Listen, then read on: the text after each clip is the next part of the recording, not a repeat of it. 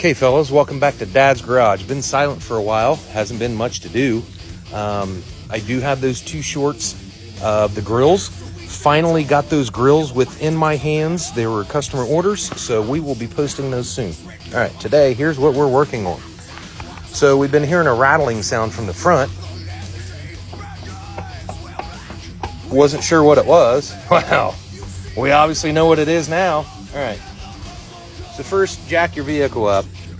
This is not only going to be for a 2004 Escalade, this is going to be pretty much for anything that's out on the road. Up and down, I'm okay. There's no wobble. Side to side,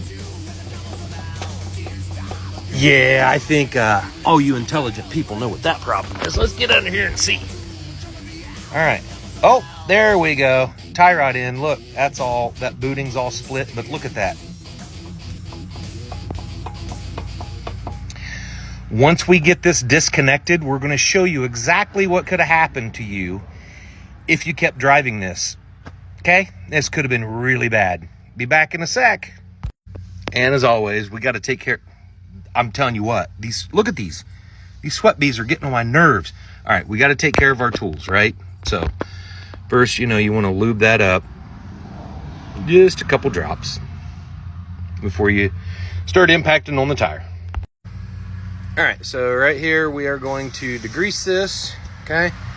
We're gonna take our brush. What we're doing is brushing the threads because we're gonna mark exactly where this nut sits so we can line it back up when it's time. So now after you've got that degreased, we took the brush to it. I recommend whiteout.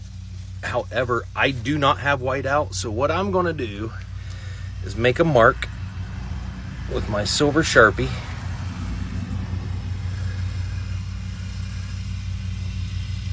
So that I see exactly where that nut goes back, right?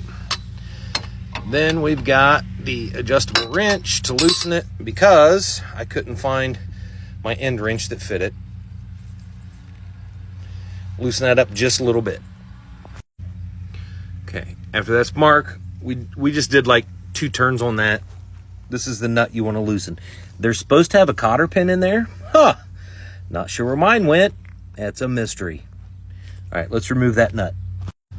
All right, so this nut, I maybe did 1 turn to back it off, maybe a turn and a half, but right here, that's your next one you want to take off. Just use a breaker bar to free it up. And not sure why there's no cotter pin in there like there's supposed to be. But today we're going to use the old Bosch. Generally we're running Makitas, but it's buried in my toolbox for work. All right, so we unscrewed that, put it back on upside down. We're going to take the hammer and knock this out.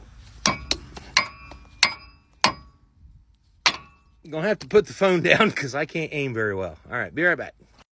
All right, folks, I apologize for these videos. I just need somebody else here to help and hold the camera. All right, so this is out. I'm going to take all this crap out. We're going to clean all this. And then what you start doing is you unscrew this, okay? Well, let's get vice grips on that. So you take this off. Okay, with a little bit of coaxing, put the vice grips there. Put the adjustable wrench there and just kept spinning a little at a time till we get it unlocked. All right, sprayed degreaser, just using an old toothbrush, or shit, I might use that tomorrow morning, who knows. Anyway, you want to get all that stuff cleaned out, brushed off, and we're going to paper towel it before we put the new one on. So you might be asking, hey Dad, what happens if the tie rod pops out or breaks? Well, let me tell you, depends on what your angels are thinking that day. Do we want to send him straight into oncoming traffic or straight into a mailbox? Look at that. That's how you steer. Nothing connected. You're done for. Not going to tell you where I get my parts. It does start with the letter A, but if they're not going to give me $100,000, I'm not telling you where, but it's the only place I buy them. Starts with an A, not a 1. Won't buy from 1A Auto ever again. Shocks should last more than 6 months. Thank you. No. But anyway, starts with an A. Okay, here's a new tie rod end, and we actually have a cotter pin for that one. So we're going to take this part and screw on there. Stop just before the nut, line the nut up with the mark. This goes down in here, and there's your cotter pin.